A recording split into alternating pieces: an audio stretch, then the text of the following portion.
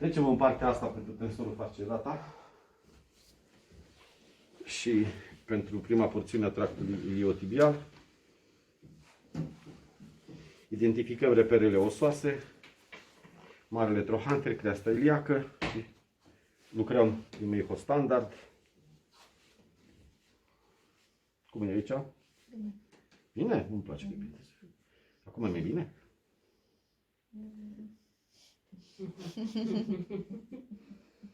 E suportabil.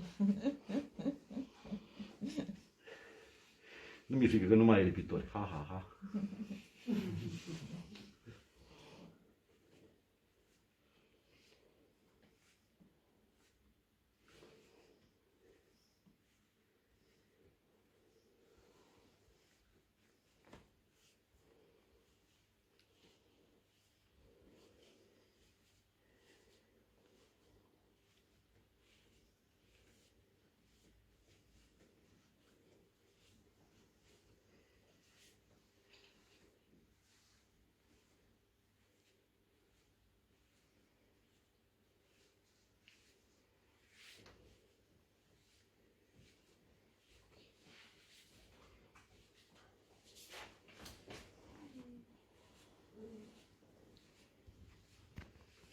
Duc sus până la creasta iliacă.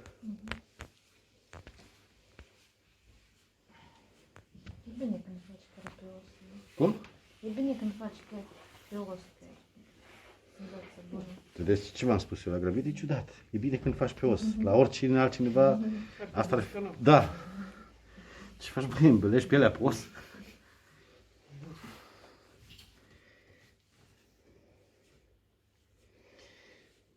Lăsând gluma la o parte, ce zice ea că e bine când faci pe os, și care nu se referă la os în sine, sunt 3 puncte importante aici. Ce e interesant la Meiho este că nelucrând, mai ales la gravide, nelucrând insistent pe un punct, nu am riscul să-mi apară efecte adverse din care, după cum spun chinezii, Doamne ferește, inclusiv avort spontan se pot întâmpla. De-aia vezi că mulți evită să facă acupunctură chiar la gravide. Trebuie să fii deștept bine, ca să mai ales la lunile mari,